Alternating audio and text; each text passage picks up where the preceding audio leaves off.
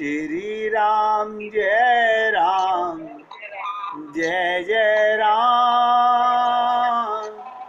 श्री राम जय राम, जय जय राम। श्री राम जय राम, जय जय राम। श्री राम जय राम, जय जय राम। श्री राम जय राम, जय जय राम। श्री राम जय राम, जय जय राम। श्री राम जय राम, जय जय राम। श्री राम जय राम, जय जय राम। अब आप बहुत एकाग्रचित होकर सुनिएगा। कल की चर्चा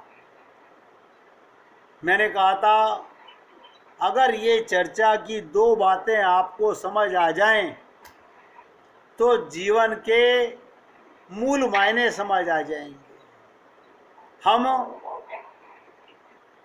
हमारे पास ना तो दृष्टि है, आप कहेंगे नहीं आँख है हमारे पास, चश्मा लगाते हैं तो क्या हुआ?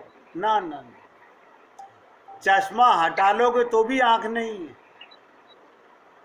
वो दृष्टि नहीं है। ये जो दृष्टि है ये संसार को देखने के लिए है।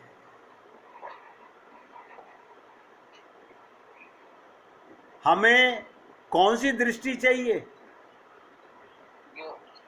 विवेक की दृष्टि। ध्यान सुनिएगा, विवेक की दृष्टि। और कहते हैं ना, बिनु सत्संग विवेक न होई, और बिनु विवेक हरि कृपा न होई। सत्संग के बिना विवेक नहीं आएगा, और विवेक के बिना हरि कृपा नहीं होगी। भगवान किस पे कृपा करे? जिसके पास विवेक है। विवेक माने क्या? कसौटी। कसौटी माने क्या?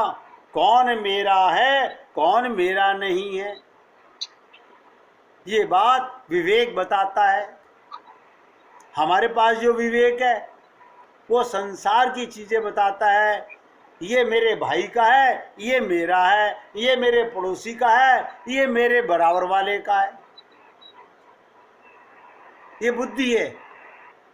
विवेक माने सब कुछ भगवान का है और तेरा क्या है? भगवान मेरे हैं।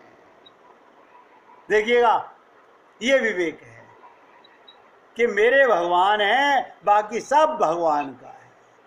अब जब मेरे भगवान है तो दूसरे मायने में क्या हुआ? पिता की सारी संपत्ति का मालिक कौन? उसे भोगता कौन है? पुत्र भोगता है। और भगवान ने आप हम सबको हमारी जितने हम काबिल थे उतना सब भोगने के लिए दिया है। हम समझें ना समझें और बात है। तो कल हम आपसे बात कर रहे थे, मनुष्य के पास नेत्र तो होते हैं, आंखें तो होती हैं, पर यदि मनुष्य के वो रोगग्रस्त हो जाए तो वस्तु अपने यथार्थ रूप में दिखाई नहीं देती। कभी कभी तो उसको दिखना भी बंद हो जाता है। आँख खराब हो जाए तो दिखना बंद हो जाता है। अब आप सोचिएगा, फिर औषधि के द्वारा रोग मिटाया जाता है, व्यक्ति की दृष्टि शक्ति लौट आती है दवाई खाने से। हमें से बहुत से लोग दूर की वस्तु को नहीं देख पाते क्योंकि हमारे पास गीध की दृष्टि तो है नहीं। इसलिए तुलसीदास जी, फिर बोल रहा हूँ, अपने गुरुदेव के चरणों में उनको पकड़ कर रखते हैं और क्या कहते हैं? कल भी मैंने कहा था कि महाराज मेरी दृष्टि तो इतनी कमजोर है, गुरु के चरण रज को मांगने के लिए। तुलसी कृत रामायण के अंदर आपने पढ़ा होगा, पहले आता है कि महाराज मेरी दृष्टि इतनी कमजोर है कि वर्तमान में वे चरित्रों को ही जब वो नहीं देख पाती तो त्रेता युग के राम को मैं कैसे देखूंगा। गुरुदेव, मैं रामचरितमानस की रचना कैसे कर सकता हूं? मेरे पास आंख तो है नहीं, दृष्टि तो है नहीं। ये जो आंखें हैं ये थोड़ी दूर का नजर नहीं आता। और आप कहते हो त्रेता युग के राम का ध्यान करो, उनकी लीलाओं का अनुसरण करो, उन्हें अपने चित्त में लाओ, अब फिर रामचरितमानस की लीलाएं लिखो। गुरुदेव, मेरे बस की नहीं है। आप और हम लोग इन शरीर से अपने मतलब की चीजें, पास की चीजें अपनों को देख लेते हैं। आप सोचिएगा, इन आंखों से सब कुछ देखते हो संसार में, इन आंखों से अपनी इन आंखों को नहीं देख सकते। ये आंखों स्वयं को देखने में असमर्थ हैं, फिर भगवान को क्या देखेंगी ये? तो तुलसीदास जी ने कहा, त्रेता युग के भगवान राम के चरित्र को भला मैं कैसे देखेंगी आंखें। इसलिए आप कृपा करके अपने चरणों की धूली दीजिए, अपने चरणों की धूली दीजिए। वो मेरी आंखों के लिए अंजन का काम करेंगी।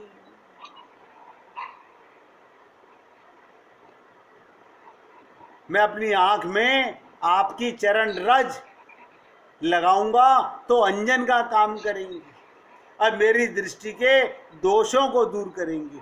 आप देखते हैं, पहले, आजकल तो लोग समझदार हो गए, काजल डालते थे तो आंख से पानी आता था,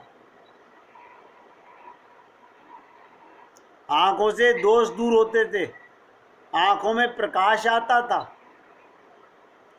तो यहां कह रहे हैं, गुरु पद रज मृदु मंजुल अंजन, नैन अमी दृग दोष विभंजन, तही करी विमल विवेक विलोचन, वर्णौ रामचरित भव मोचन। बाल कांड से पहले प्रार्थना करते हैं तुलसीदास कि गुरुदेव अपनी चरण रज मुझे दीजिए, ताकि मैं प्रभु राम के त्रेता युग की लीलाओं को हृदय में ला सकूं और फिर उन्हें शब्दों में उतार सकूं। और ये क्या कहा उन्होंने कि गुरु पद रज मृदु मंजुल अंजन।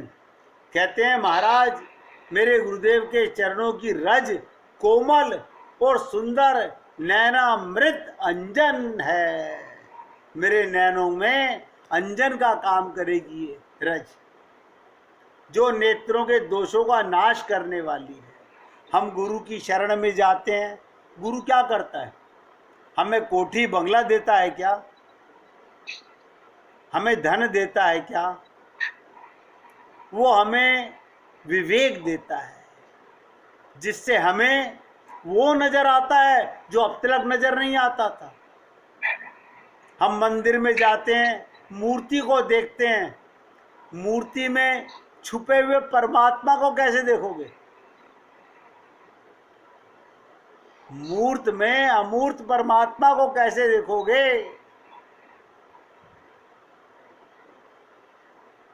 बड़ी विचित्र चीजें हैं। अरे तुलसीदास जी क्या कहते हैं? उस अंजन से, गुरुदेव आपकी चरण रज के अंजन से विवेक रूपी नेत्रों को निर्मल करके, इन नेत्रों को निर्मल करके मैं संसार रूपी बंधन से छुड़ाने वाले रामचरितमानस का वर्णन करूंगा। देखिए साफ साफ कहा है,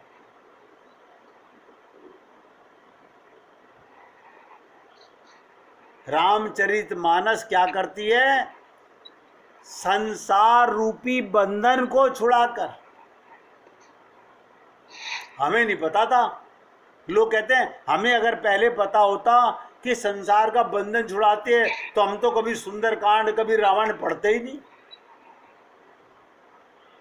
हम तो इसलिए पढ़ते थे हमारे घर में माल आए, हमारे घर में औलाद आए, हमारे घर में सामान खूब बढ़िया बढ़िया आए। और रामचरितमानस में लिखा गया, तुलसीदास जी ने, मैं संसार रूपी बंधन से छुड़ाने वाले रामचरितमानस का वर्णन करूं। आप कहेंगे कहाँ लिखा हुआ है, आप पढ़ लीजिए। वर्णौ रामचरित भवमोचन, संसार से छुड़ाने वाला भगवान की लीलाएं हैं। हाँ, पर हम लोग कैसे समझ पाएंगे इन बातों को? कहते हैं तुलसीदास जी अनुभव करते हैं कि गुरु की चरण रज औषधि के द्वारा उनके नेत्र की ज्योति उज्जवल हो गई। पहले मन में रहती थी दुनियादारी। लोग क्या करते हैं, मन में रहती दुनियादारी, बगुला सा ध्यान लगाते हैं। मन में संसार भरा हुआ है, चित्त में संसार भरा हुआ है, और हम लोग बगुले की तरह ध्यान लगा रहे हैं एकाग्रचित होकर के। किस लिए? मन में तो संसार है, इससे काम नहीं बनेगा। कहते हैं उनकी दृष्टि के दोष दूर हो गए। तुलसीदास जी कहते हैं मेरे गुरु के चरण रज को अंजन के रूप में धारण करने से मेरे दृष्टि माने नेत्र, देखने के विवेक के दोष दूर हो गए और उन्हें विवेक की दृष्टि प्राप्त हो गई। तथा इस विवेक की दृष्टि के द्वारा अब क्या क्या तुलसीदास ने त्रेता युग में हुए भगवान राम की चरित्र को लीलाओं के सामने प्रत्यक्ष देख पा रहे हैं।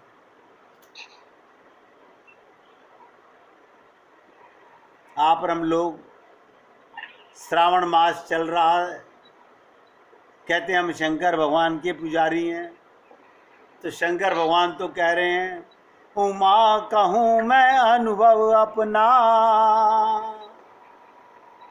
सत हरि भजन जगत सब सपना। कहाँ मानते हैं?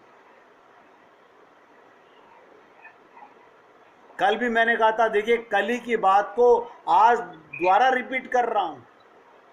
किस लिए कर रहा हूं ये रिपीट? ताकि ये बुराई, ये रोग एक दिन में ठीक नहीं होगा। बार बार सोचेंगे।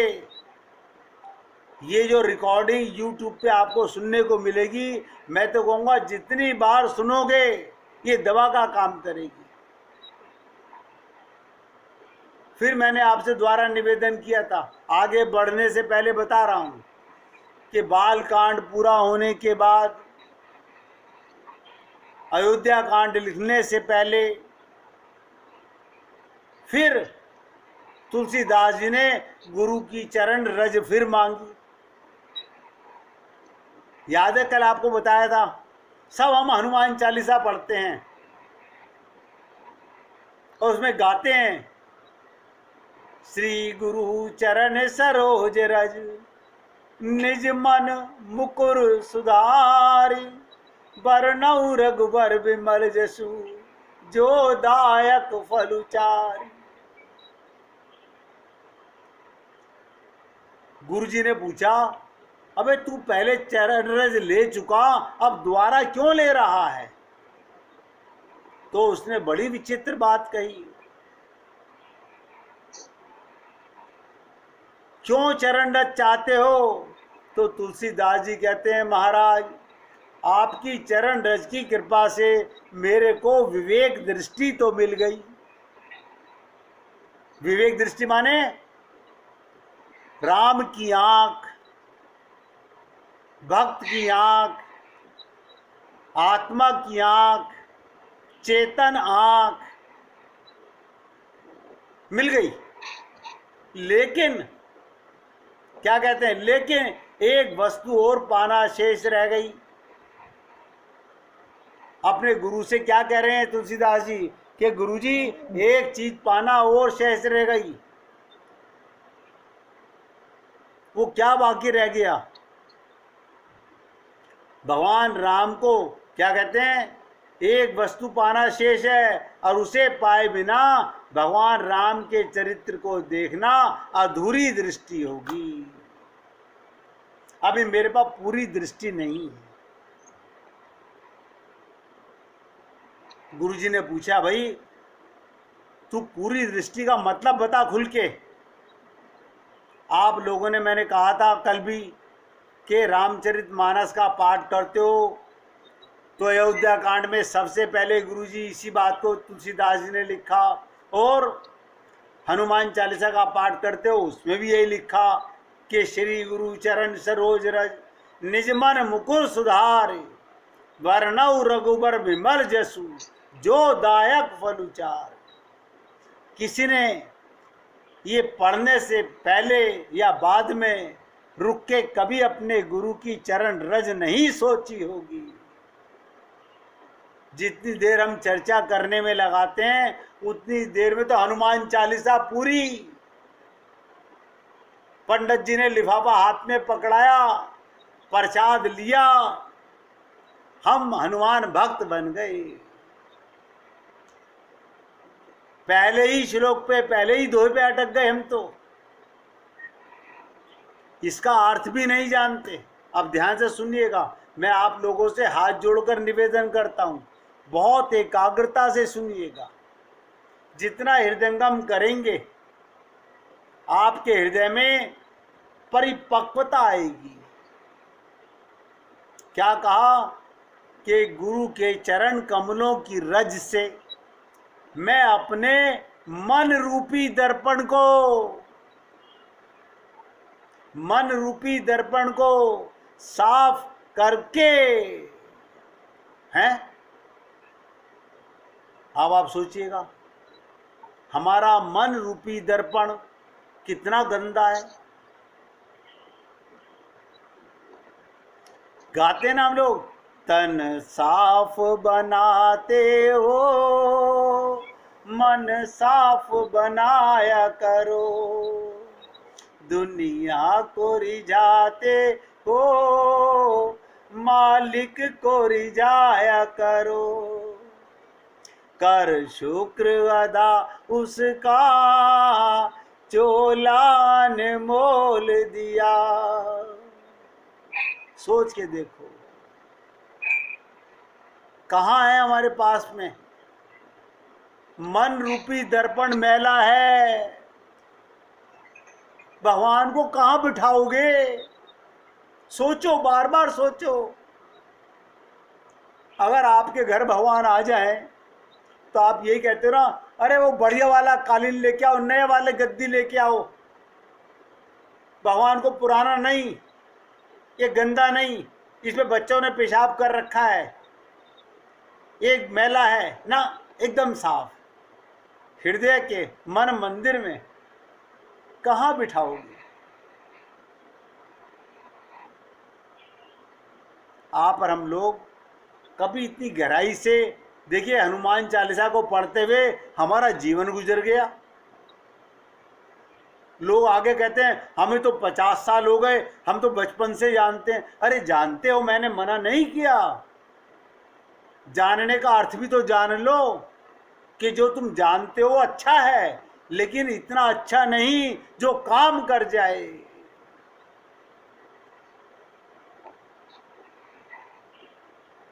तो कहते हैं अपने मन रूपी दर्पण को साफ करके क्या करोगे? गुरुदेव रघुनाथ जी के उन निर्मल यश का वर्णन करता हूं। जब तक मन में संसार रहेगा, मैं शरीर रहूंगा, तब तक कुछ नहीं होगा। जो चारों फलों को देने वाला है, उनका तात्पर्य क्या कि गुरुदेव मुझे दृष्टि तो मिल गई, एक बार आपकी चरण रज आंखों में अंजन की तरह लगाई, विवेक आ गया, दृष्टि तो मिल गई, पर दर्पण नहीं मिला। दृष्टि से केवल राम दिखाई देंगे, पर जब श्री राम के साथ, ध्यान रखिएगा, दृष्टि से राम तो दिखाई देंगे, दृष्टि से जब हम अपने आप को ना देख सकें तब तक सही अर्थों में राम को देखने की सार्थकता नहीं है। ये बात बहुत कम लोगों को समझ आती है। जब मैं श्रीमद् भागवत महापुराण में गोपी गीत पर चर्चा कर रहा था तो वहाँ पर भी एक लाइन आप लोगों ने सुनी होगी कि गोपियों ने उद्धव से कहा कि उद्धव मन ना भये 10 20, एक हो तो गयो श्याम संग। हमारे पास तो एक ही मन था, वो भगवान के साथ रहता है। तन संसार में रहता है, मन भगवान में रहता है। और हमारी दुष्टता क्या है, हमारी अज्ञानता क्या है, हम मन संसार में लगाते हैं और तन से कहते हैं प्रभु जी हम माला का जाप कर रहे हैं, हम पूजा कर रहे हैं, हम आपके लिए ये कर रहे हैं। ये तो इंद्रियों की पूजा है। अनंत बार मैंने ये बात कही, मन एवं मनुष्यानाम कारणम बंध मोक्ष हो। मन ही बंधन और मन ही मोक्ष का कारण है। तन साफ करने से भगवान नहीं मिलेंगे। अंतःकरण की शुद्धि, मन की शुद्धि, वो गंदा है। जिस दिन हमारा मन शुद्ध हो जाएगा, आप देखिएगा अगर पानी के ऊपर काई हो, आप नीचे देखना चाहो पानी के नीचे, आप काई वाले पानी में एक सिक्का डाल दीजिए। अब आप ऊपर से देखिए, नजर नहीं आ रहा। आपको विश्वास तो है कि सिक्का इसी बर्तन में गिरा है, लेकिन नजर नहीं आ रहा। अब आप क्या करते हो? ऊपर से काई को हटाते हो। जैसे ही काई हट जाती है, पानी की शुद्धता हो जाती है। ओ वो पड़ा सिक्का, कहते हो ना, वो नजर आ रहा है सिक्का। ऐसे ही क्या है, हमारे को सबको ये विश्वास तो है कि भगवान हमारे अंदर हैं, लेकिन नजर नहीं आ रहे। क्यों नजर नहीं आ रहे? क्योंकि मन के आईने पर धूल जमी हुई है, काई जमी हुई है। हम तन को पियर शॉप से, लक्स से नए साबुन से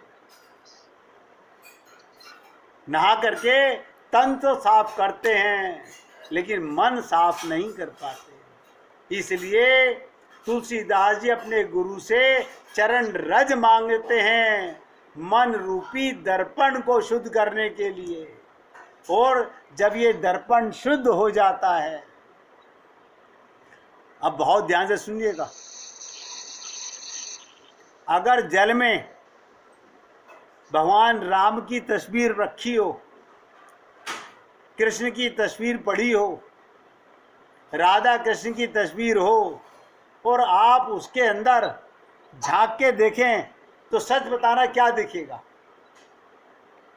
2 चीजें दिखेंगी, एक आप दिखोगे और एक परमात्मा दिखेगा। जब आप पानी में झांक के देखते हो, आपको अपनी शक्ल नजर आती है। आईना जितना शुद्ध होगा उतना अपना रूप नजर आता है, लेकिन मन साफ होने से आप भी नजर आओगे, वो परमात्मा भी नजर आएगा। इसी को गोपियां क्या कहती थी? गोपियों ने कहा, जब भी देखती हूं आईना, जब भी देखती हूं आईना, ए घनश्याम तेरी सूरत नजर आती है। क्या मोहब्बत करने वालों की आईने में शक्ल बदल जाती है?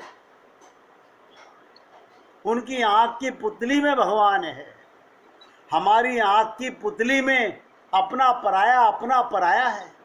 ये दोष है।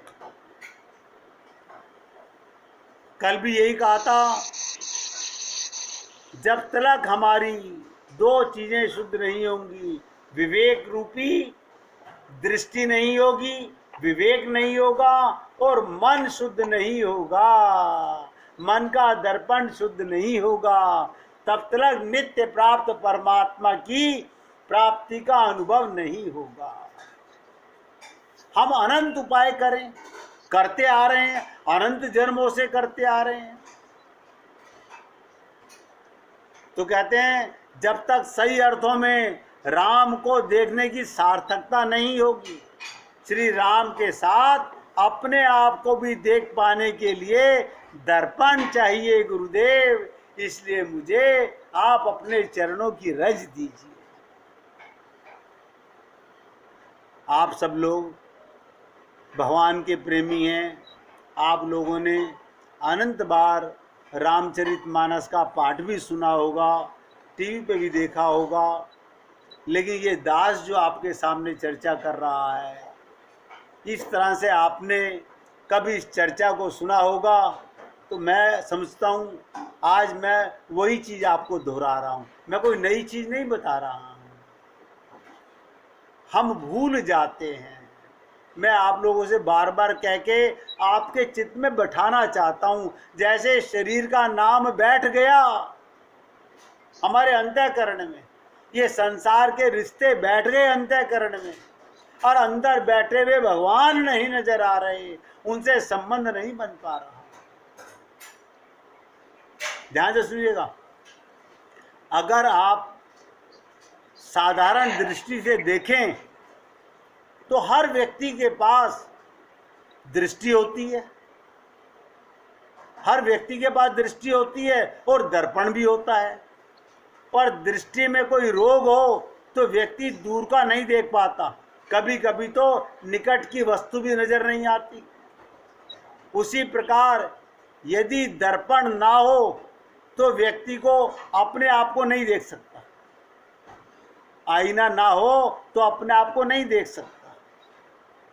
गोस्वामी जी इसके द्वारा एक मूढ़ और गूढ़ संकेत प्रदान कर रहे हैं। और मैं आप लोगों से उम्मीद करूंगा जो बात मैं अब आपको बताने जा रहा हूं, क्योंकि मैं कल भी चर्चा कर चुका हूं, आज भी चर्चा कर रहा हूं, अब जो आपको बता रहा हूं ये आगे की चर्चा है। बहुत एकाग्रता से सुनेंगे। रामचरितमानस में मानस शब्द है।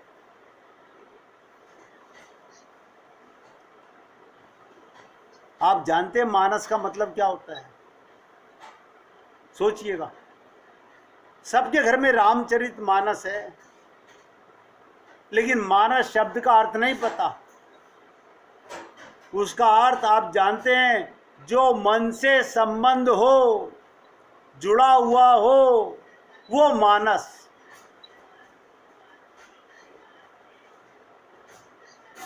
मन से संबंध जुड़ा हुआ हो वो मानस। तो तुलसीदास जी यही कह रहे हैं कि गुरुदेव मेरा मन रूपी दर्पण मलिन है। आप हम लोग बहुत एकाग्रता से सुनिएगा। हमारा मन मलिन क्यों है? अभी हमने अपना संबंध संसार से माना हुआ है, इसलिए मलिन है। मैं आपको बार बार निवेदन कर रहा हूं, ये एक रोग, यही हमारे रोग की पहचान है। जिसे गाते तो बहुत लोग हैं कि मन में रहती दुनियादारी और बगुला सा ध्यान लगाते हैं। बगुला जो आपने देखा होगा पानी में ऐसे खड़ा रहता है, उसका ध्यान मछली पकड़ने में रहता है, और आप हम लोगों का संसार पकड़ने में ध्यान रहता है। आंखें बंद किए रहते हैं, सबको लगता है बहुत गहरा ध्यान लगा रहे हैं। और यहीं पर बहुत मूल शब्द कहा गया, ये मानस का अर्थ रट लो, मन से संबंध जुड़ा हुआ हो। तो तुलसीदास जी ने कहा गुरुदेव मेरा मन रूपी दर्पण मलिन हो गया है, इसलिए मैं उसमें अपने को नहीं देख पा रहा। अतएव उसे स्वच्छ करने के लिए अपनी चरण रज मुझे दीजिए। अब यही बड़ी विचित्र बात मालूम पड़ती है। यह आसान बात नहीं है। कहत कठिन समझत कठिन। इतना आसान नहीं इसको समझना। कहने सुनने में तो बड़ा आसान लगता है, कहने सुनने में बड़ा सरल लगता है, लेकिन गहराई से सोचोगे यही है। ये सारी बातें यदि अंदर गई तो काम करेंगी, और अगर ये बाहर रह गई तो मान के चलिएगा हम अपने आप को केवल धोखा दे रहे हैं, केवल धोखा दे रहे हैं। और मैं उम्मीद करता हूँ कि मैंने कल भी आपके साथ जो प्रयत्न किया, आज फिर आपको कहा कि हमारे को मन रूपी आईने को, अगर आपको 24 घंटे भगवान का साक्षात्कार होता है, आप 24 घंटे भगवान को अपने साथ महसूस करते हो, महसूस करना कहते हैं ना, नित्य प्राप्त परमात्मा की प्राप्ति का अनुभव, यही भगवत प्राप्ति, अनुभूति ही। जैसे हमारे बच्चे विदेश में हैं, हम उन्हें अपने साथ अनुभव करते हैं, शरीर से यहाँ नहीं है, लेकिन अनुभूति अंदर होती है। भगवान अंदर हैं, अनुभूति मंदिर में होती है। हम किसी के घर में गए, मैंने कहा और कोई परमात्मा की चर्चा, बोले चलिए मंदिर में दिखाते हैं, दर्शन कराते हैं आपको। हमने संसार को अंदर बिठा रखा है और परमात्मा को बाहर बिठा रखा है। आज की आखिरी बात सुनिएगा, कल इससे आगे की चर्चा, अभी तक तो समझिए मैंने जो कल की चर्चा थी वहीं तक आपके साथ चर्चा की है। कल दशरथ जी को माध्यम बनाऊंगा इस मुकुर के लिए, इस आईने के लिए, इस दर्पण के लिए, कि दशरथ जी को भी राम मिले थे। क्या ऐसे मिलना होता है क्या? दशरथ जी के घर में पुत्र बन के राम आए, क्या इसे आप मिलना कहते हैं? कल इसके ऊपर चर्चा करूंगा आपके साथ में। आज के अमृत वचन सुनिएगा। परमात्मा की प्राप्ति के लिए सबसे बढ़िया औषधि क्या है? परमात्मा के साथ अपना निजी संबंध मानकर, बनाकर, कौन सा संबंध बनाएं? जो आपको प्रिय हो। कोई बंदिश नहीं है, वही पिता है, वही माता है, वही पति है, वही भ्राता है, वही सखा है। कहते ना आप लोग, त्वमेव सर्वम मम देव देवा, सारे रिश्ते तुमसे ही बन जाते हैं। तो उसके बाद परमात्मा को चित्त में बसाकर रूप ध्यान करते हुए उनके नाम का जप करना और अपने स्वरूप का ध्यान। लोग वाग यहाँ पर कमजोर पड़ जाते हैं, वो ना तो स्वयं को जानते हैं। स्व रूप माने क्या? मैं का रूप। आपके साथ ही परमात्मा बैठा हुआ है, आप अपने पास अपने को जान जाओ तो परमात्मा मिल जाएगा। हमने बाहर तो बहुत देखा, अपने स्वरूप को नहीं देखा।